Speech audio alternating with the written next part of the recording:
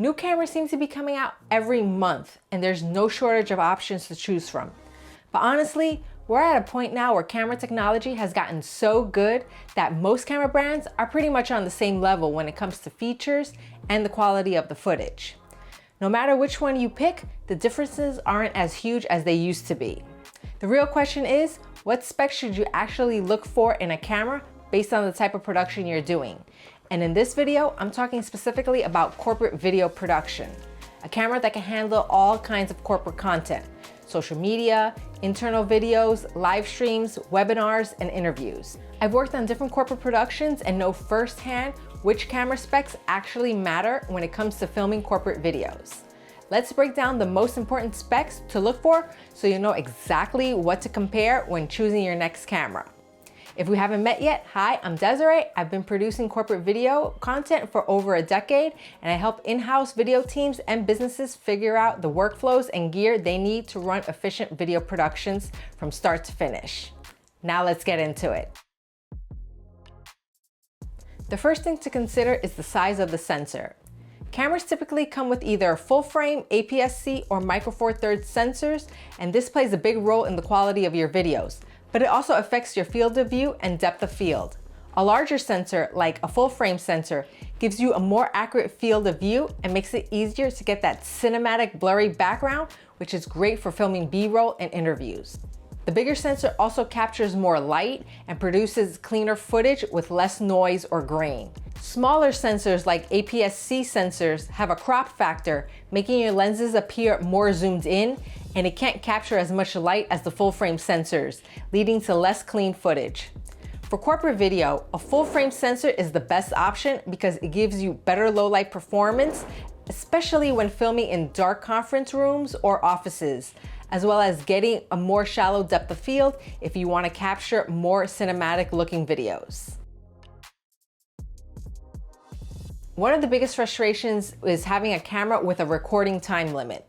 Some cameras have a 30-minute recording limit, which means you'll have to restart the recording in the middle of an interview or presentation that goes on longer than 30 minutes. That gets annoying pretty quickly, and you can even miss filming some crucial moments if it stops at the worst time during your shoot. For corporate work, you want a camera with unlimited recording time. This is especially important for filming keynote speeches, panel discussions, webinars, and interviews where you're filming continuously for more than 30 minutes or even a few hours. You need a camera that won't stop recording every half hour. More and more new cameras are ditching the recording time limits, so there's more options for cameras that will let you film for hours, or at least until your memory card runs out of space. Video resolution is another key spec. If you're buying a new camera, make sure it can film in the highest resolution available for the current time and your budget. Right now we have some cameras that can record up to 6 or even 8K. Now I will say that having the capability to film in 8K is a pretty cool flex and great for future-proofing your footage. You probably won't be delivering this resolution to corporate clients. Let's be real. Most of the time, you're going to be delivering your final videos in 1080, especially if they're meant for internal use like town halls or company intranet websites that can't handle 4K or bigger files properly. But filming in these higher resolutions does give you way more flexibility in editing. You can scale down, crop, and reframe your shots without losing image quality. Let's say you're filming an interview.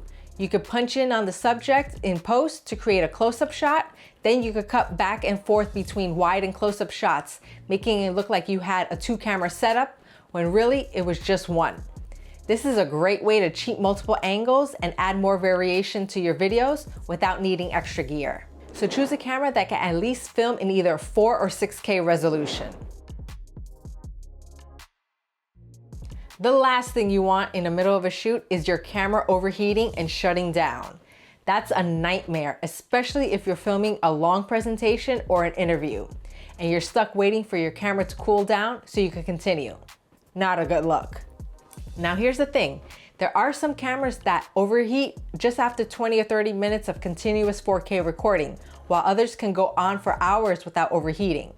But camera companies won't tell you that their camera has an overheating issue. That's why this should always be in the back of your mind when choosing a new camera. To avoid this, look for cameras with good heat management or even built-in fans or vents. Before you buy, watch some camera review videos on YouTube. There are tons of creators who do real-world tests showing which cameras can handle long recordings and which ones will overheat right away. Now, if you're filming outdoors in direct sunlight, there's a higher chance that a camera might run hotter. But if you're filming indoors in a controlled environment and your camera is overheating, that's a major red flag. So definitely keep this in mind when comparing cameras. Let's talk about image stabilization, because if you're filming handheld and don't have a gimbal, you need to know how well your camera can handle movement before you're stuck trying to fix shaky footage in the edit. Now, for a lot of corporate shoots, the camera is usually locked down on a tripod, but there are definitely moments when you need to film handheld shots, like capturing office B-roll, walking shots, or covering an event. That's where in-body image stabilization, or IBIS, comes in. A camera with stabilization built into the body will help smooth out footage shot handheld, and some cameras have really good built-in IBIS that you may not need to bring a gimbal to a shoot. This is especially useful if you're a solo videographer or filmmaker and don't want to bring all of the gear you own to a shoot. If the camera doesn't have a built-in IBIS, at least make sure your lens has stabilization in it to help compensate. But ideally, having IBIS in both the camera body and lens is the way to go to get smooth footage.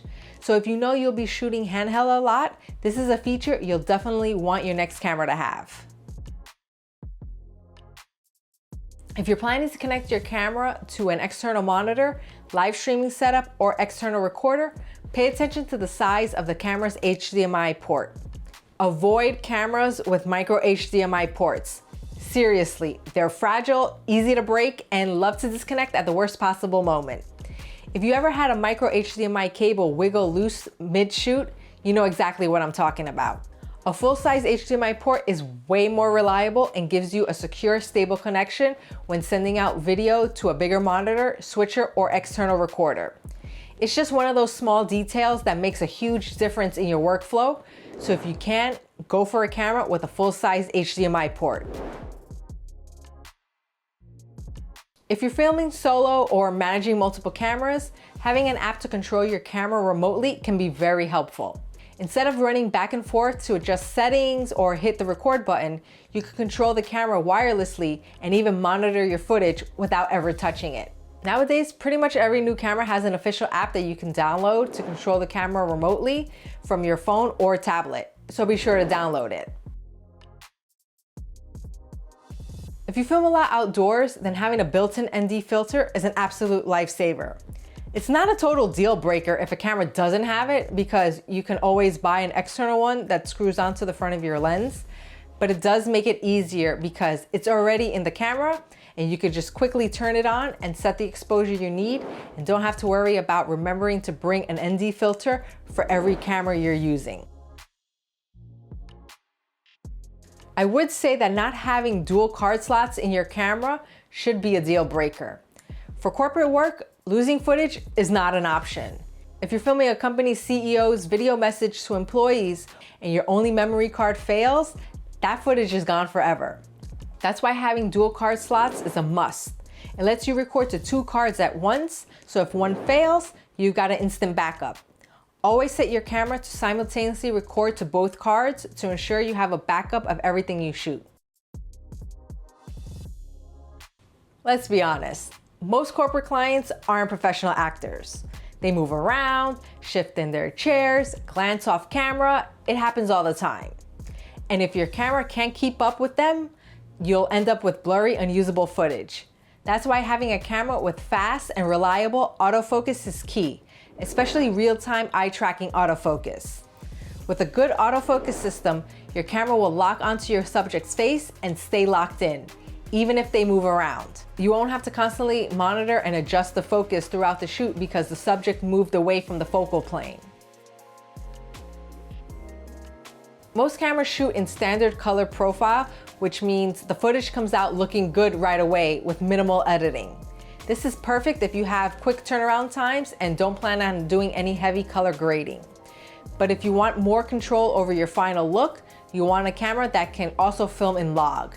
This is a flatter color profile that captures a wider dynamic range, giving you more flexibility to adjust colors and exposure in the edit. This gives you more creative control over the look of the final video. Get a camera that has both standard and log color profiles, so you have the option to choose the color profile you need based on the project you're working on.